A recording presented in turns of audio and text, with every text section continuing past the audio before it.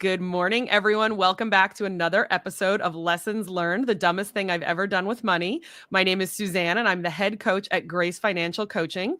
And I'm here with January Liddell, and we are going to be talking about some financial strategies today. January is dedicated to eliminating risk, fees, and taxes. Oh my God, I'm so excited. With Anchored Financial LLC, January educates clients on elite strategies, bringing keen awareness to their financial situations.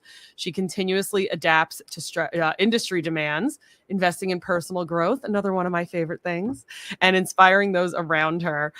She is a proud UC Berkeley alum, and she balances her roles as a devoted wife, mother, and finance professional while maintaining an active, health-centric lifestyle. Well, January, you have quite a bit on your plate.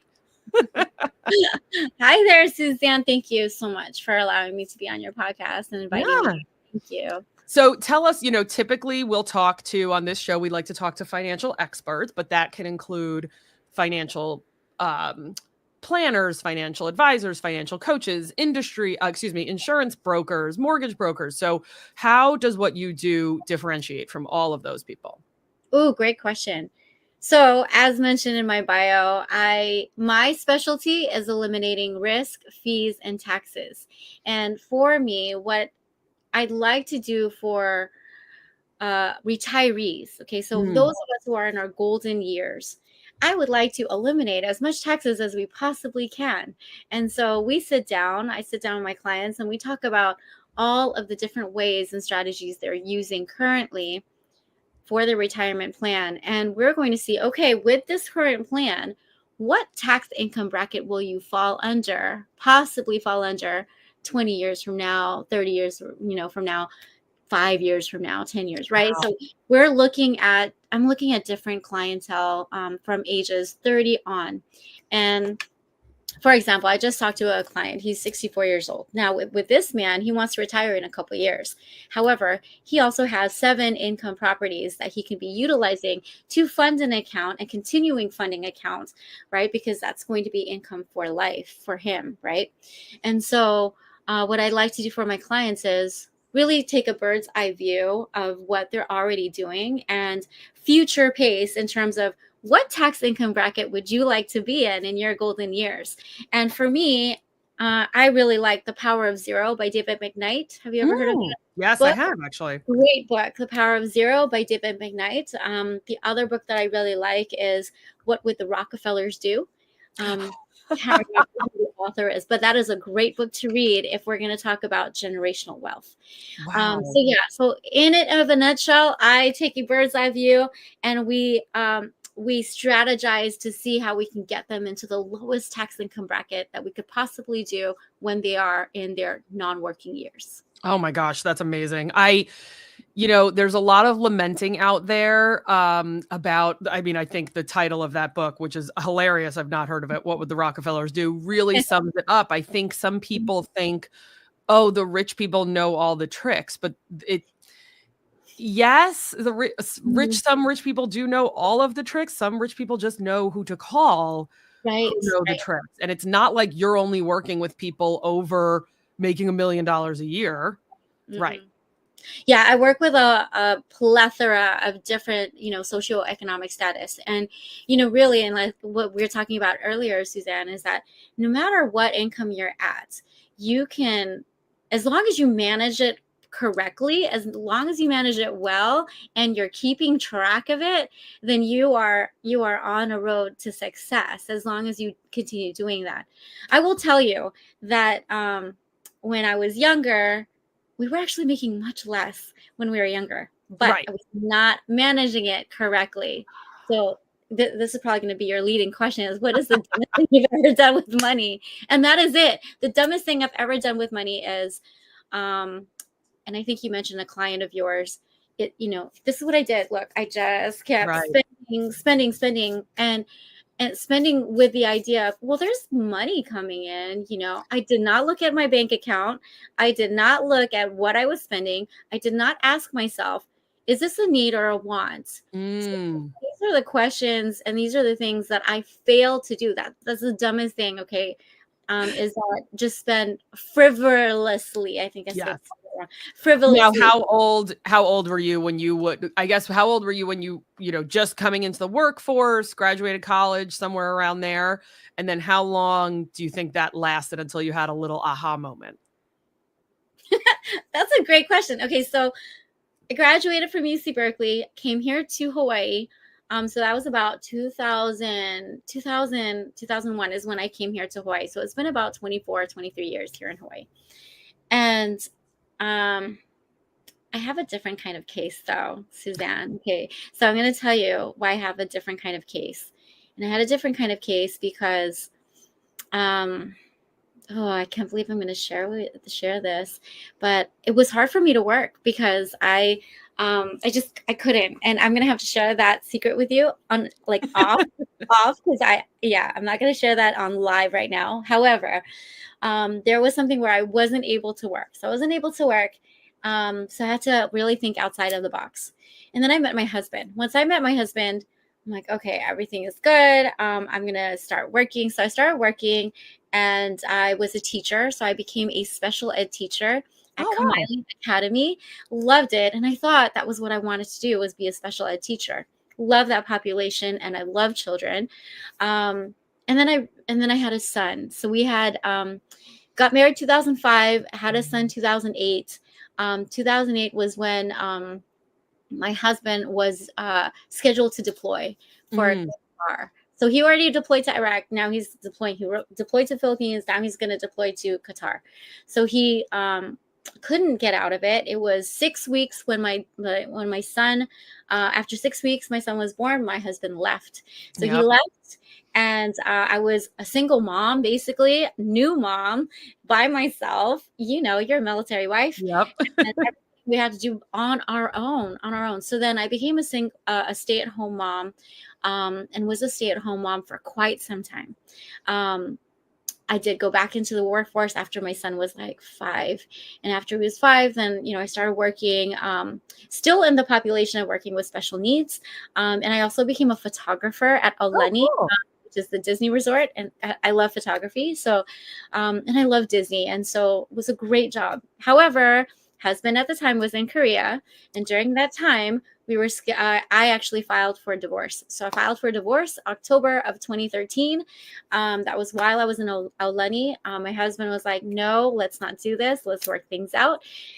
Went to my manager at the time, who told me, and I was so annoyed that he told me this, but he told me, well, it's just like my wife and I, and his wife is here on island. Okay. His wife is here on island. And he told me, my wife, it's like us, it's like 2 ships sailing. And I'm like, well, your wife gets to come home with you and you get to see her. My husband is in Korea. I cannot. So that was why I came to my manager. I came to him because I said, hey, I need to visit my husband because we're trying to make this marriage work. And he asked me to come. Can I have some time off? And he told me, well, he denied it. And I knew exactly what was going on, and he denied it.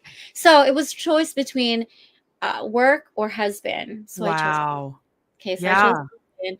So I went to Korea. We were there for a couple months, and then 2015 had a girl. Became a stay-at-home mom again, right? So I was a stay-at-home mom again. And I'm like, oh my gosh, what am I going to do? I did have a multi-level marketing that I was a part of because that allowed me to stay home and earn something, right? So I did earn something. I was with Purium at the time, loved Purium.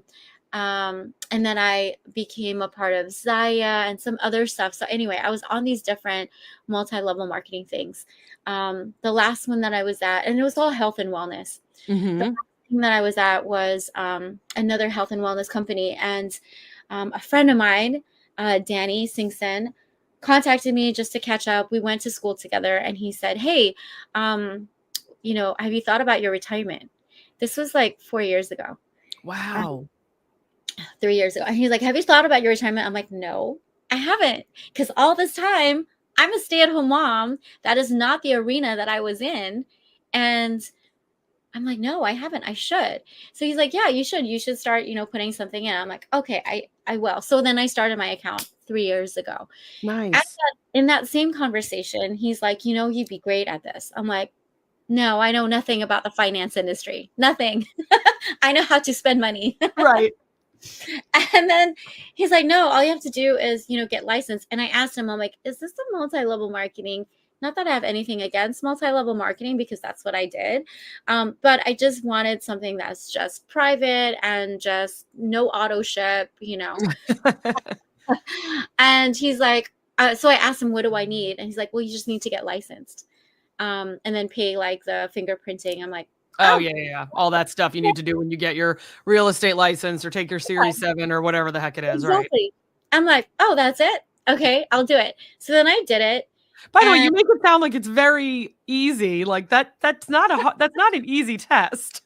it's not, but you know what, Suzanne, I'm in the mind frame of, if I put my mind to it, then I'm going to look at it as, this is easy. I got this. So Wow. I just keep telling myself that. I'm like, I got it, even though it was hard.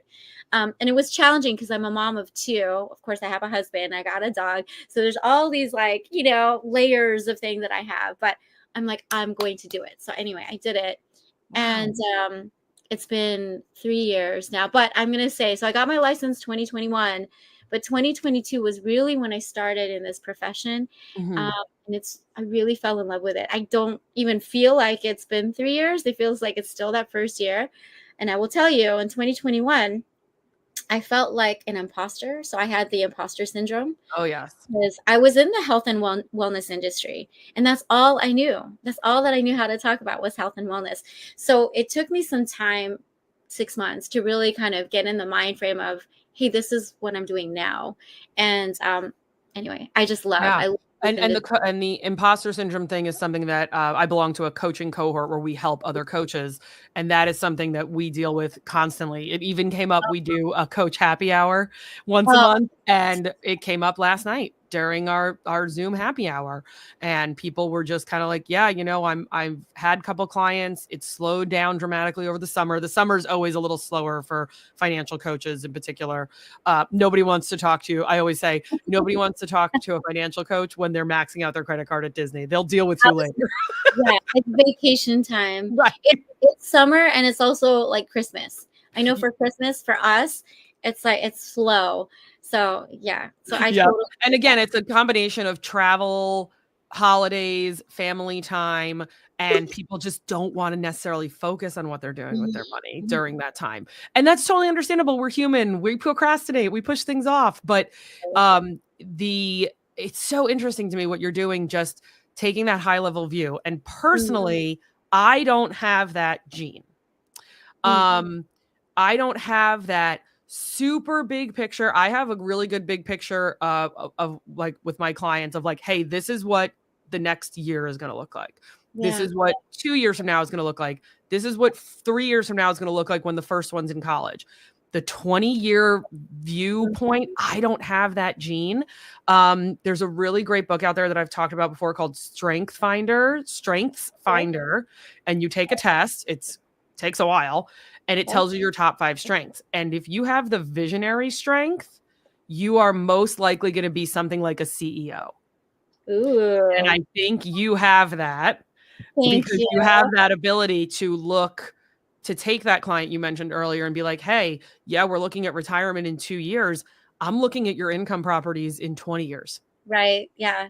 It, I'm definitely a future pacing type of person, yeah. ever since, even before I was a stay-at-home mom. Even before that, I was always a future pacing type of person. But thank you for telling me about that book. I'm going to take a look at that book.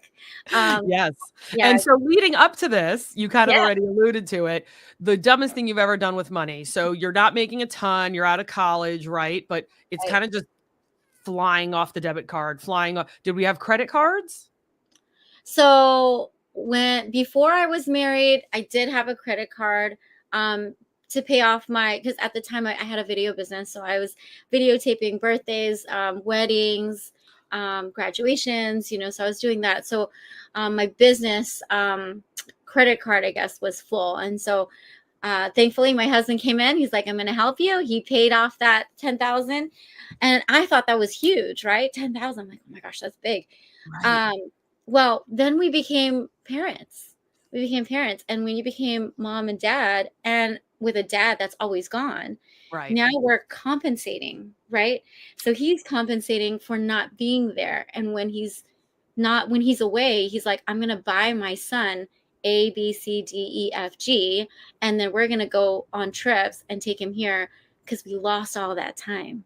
Right. So a lot of our credit card debt was due to that type of mentality where we are compensating, for him not being around, right? And of course it was just me that's at home, and I'm really not.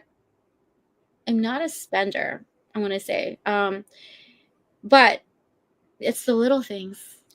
It's the those little little things that add up. things Yep. that add up, and you don't think they do, and you're like, oh, I just spent $7 for this coffee. I just spent, $5 for this little toy that my daughter wanted, and that's $5. If you go to the store every other day, and that's like, it could round up to like 20, 30, $50, right? For that time, just going to the store Yeah.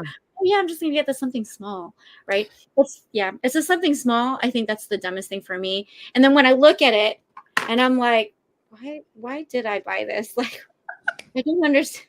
Why did I buy this? There's no reason. Right. Buyer's remorse. What was I thinking? I know, it's so true. I actually have I've allowed myself, because my husband is still active duty and so he still goes on deployment. I've allowed myself what I call my pity party. And so like the day after, like if let's say he leaves at like 5 a.m. or I have to drop him off somewhere for the ship at 5 or 6 a.m. That day, I pretty much the last time I pretty much like caught up on errands, like all this stuff that was getting like pushed to the side, waiting for him to leave. I was like, all right, I'm going to go to the post office. I'm going to go to the bank. I'm going to go grocery shopping, all this super exciting stuff that people think we do when our spouses aren't home.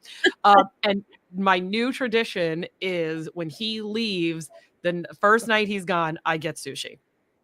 Oh, yeah. He likes sushi. He doesn't love sushi, so we typically don't go out for it or order it while he's here. And so I call it my little pity party dinner. But let me tell you something. Sushi's gone from like the same thing that I used to order pre-COVID. Oh, yeah. It was like $35 is now like $50. Right. And so even if that is a little cut for some people, right? Some people go out to happy hour and $50 is out the window right away. And if it's in your budget, I'm really okay with it. Really, I am.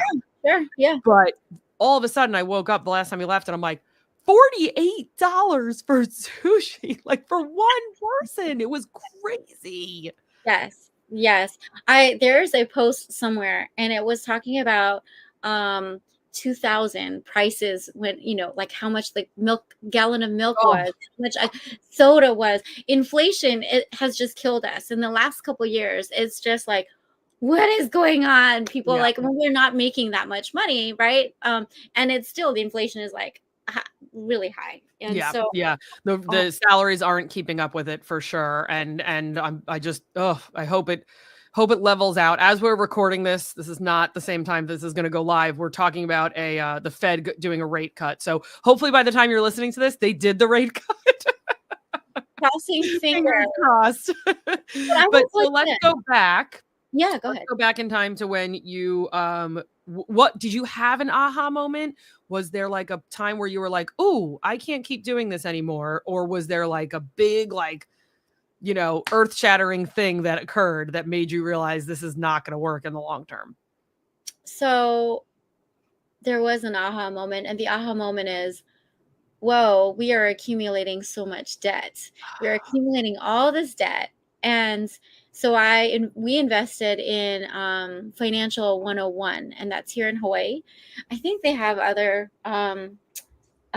companies elsewhere, same company, but different states, but Financial 101. And that was kind of an eye-opening thing for me because now I'm tracking everything that I'm spending. So at that time, it was just by graph, and just like writing all of our things down, or like computer, right, on an Excel spreadsheet. Now it's a little bit more sophisticated.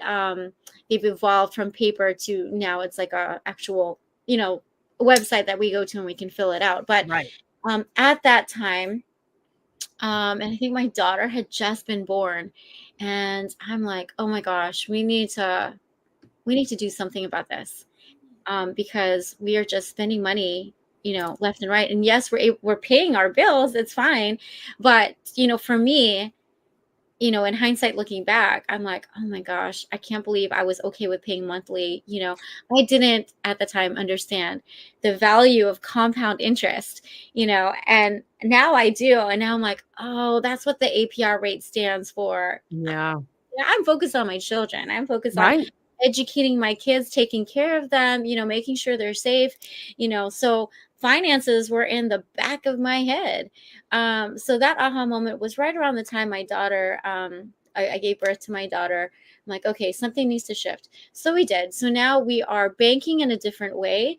So Nice. that type of strategy is, we don't put any money in our checking. So there's no money in our checking. We actually use a personal line of credit, and we fund that personal line of credit instead. So all of our income goes into that. And then all of our bills also come out of the personal line of credit.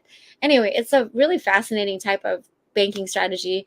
And I like Now, it. any more, are we still using credit cards and paying them off, or has that kind of been eliminated? No, Okay. no, I still use credit cards and I pay them off. So Yep. now I'm more mindful of like, okay, I gotta pay off my credit card like the next month. Like I cannot, if Oh, I can yeah. pay it like the next 2 weeks, I'm gonna pay it in the next 2 weeks.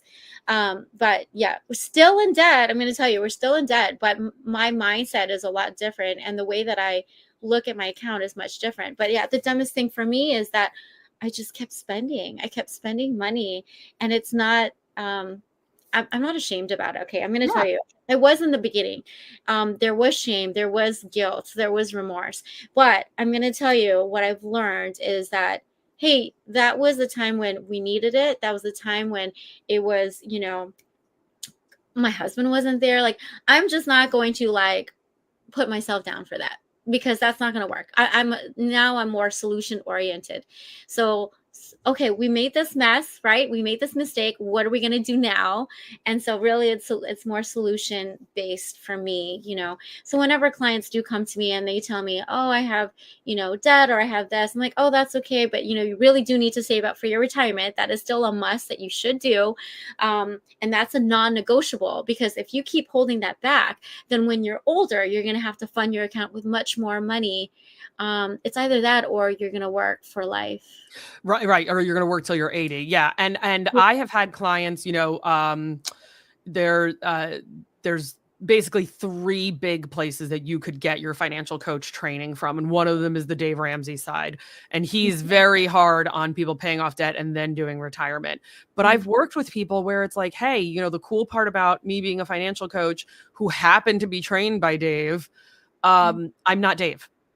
And Yeah. so I can take those people who are still working on paying off. I'm thinking of a client right now. She's about to turn 70 and she still has debt. We're about to pay off her next credit card. I'm so excited. Probably the end of this month, she will be done with her next one. And we are putting money away for retirement. You need We to. are, because not every situation is black and white. Dave has to talk to 6 million people on the radio every single day, whatever, that's fine. He's got to be very legalistic. But in certain situations, we at least have to start. And I remember working with a couple who paid off $40,000 of debt in 1 year working with me, and they were really close to paying off the rest. One was going to be getting a bonus that January. So we actually already had a plan for like the next chunk to be paid off in 6 months. And I was like, hey guys, if you want, they were a little older. I don't want to say a little older, they were in their 40s and had some retirement. I said, hey guys, if you want, maybe in January, knowing that this bonus is coming, you've already been given a number and a date that it's going into your checking account. So we're pretty positive it's coming. Yeah. What if we sat down and we said, hey, let's turn back on the wife's retirement and let's re-increase the husband's retirement, because he had a minimum that he had to meet in order for his company. Right. They decided to not do that. They said, no, we're so close. We know that on paper, this debt will be gone in 6 months. Yeah. So now they're going to be 43 and 44. That's just not the case for everybody. If you're starting this journey at 70, it's going to be different. And so I just think some people can be very legalistic and militaristic when it comes to paying off all the debt and then doing retirement. But if you're paying attention which Yeah, I right. think is literally the entire crux of your story, which is amazing. If you're paying attention, you Mhm. can do more than one thing at once financially. You can. And to me, that retirement is a non-negotiable. And it's a non-negotiable because the longer you wait to fund your account, and I'm going to tell you, this is probably going to be a harsh thing to say, but if you're just putting $200 for retirement, that's not going to give you the amount that you need as your nest egg. So If you're 14 years old and you're listening to this, feel free to do $200. $200 is great, okay? But if you're, 50, $200 is not going to get you your No, nest egg. no. And sadly, that's what people are doing because they're not, okay, we were not taught financial literacy when we were growing up, okay? Which is why I wrote a book, and I don't know if I mentioned that, but I Oh did my write a book. God, no. Okay, it's a children's book. So it's a children's book about financial literacy called Alina the Super Saver. I love it. I love it because it's so cute. My illustrator did a fantastic job. She just brought my bee to life, Alina to life. And, for me, we really need to start talking to children about financial education and really how to manage our money wisely. And it's funny because the whole concept of our talk is planning. And that is the whole premise of the book is as long as you have a plan. So we got to plan it. We got to strategize, which is why I'm a financial strategist. We're planning. And so anyway, get that book. It's on I Amazon. love it. Well, I am going to update your show notes to include that in there. That is adorable. And we have a few friends who have just had babies in the last 9 months. So I'm going to add this to their first birthday gift. That's amazing. I Yes, love it. Listen, it starts early, right? If you could go it back does. in time, wouldn't you have made that change earlier? Yeah, that's actually what I wanted to say is that had I known about this, then I would have been more meticulous about where I spend my money. I would have been more mindful of where I spend my money. So I'm going to tell you now, when I want to spend money, I go to Amazon, I go to, the mall, and sometimes it's like late in the night. This is the danger of internet. Okay. Late in the night, if I wake up in the middle of the night and I'm scrolling, I'm like, oh yeah, this looks amazing. I think I should get it. I put it in the cart. So I do put it in the cart. And then I wait 24 hours to see if okay, is this really something that I want, or is this something that I need? Yep. A lot of times it's something that I want. So I'm like, no, I need those funds to go elsewhere. Also, I love the fact that my daughter, who's 8 years old, has the mindset now to say, Mommy, I want to save $5,000. And I'm like, I love that she has this figure and she's like nonchalant about it. And she's Right. nonchalant about it because she has a different type of relationship with money than I did when I was younger. So, which is why I wrote that book. That book is really important to start now so that we can, and it's a series, by the way. So it's called the Honeymaker series. So I'll have multiple books talking about different financial terms and strategies and things like that. But so for my daughter to say that, I'm like, yay, this is so great. Because at That's least she awesome. is understanding that, hey, we have money. And when she asked me, like, Mommy, can you buy this? I'm like, well, do you want it? Do you need it? And yes, we can buy it. I'm not going to buy it now, but let's plan it, and let's see, like, if this is something that you still want and you can save up for it. But I didn't want her to know, I didn't want her to feel like, hey, we don't have the money. Do you know what I mean? Right. Like, I think a lot of times, like when I was growing up, it was like, no, we don't have money for it. Or yeah, it's just not enough. We don't have enough. And Right. that type of mentality made me feel insecure about money and made me feel like, oh gosh, we don't have enough. So I'm not going to buy, I'm not going to, I can't buy anything. So then there was that whole feeling of negativity towards, the lack of Right. money. A negative relationship with money. And then when you had your own, the inverse happened. Yeah.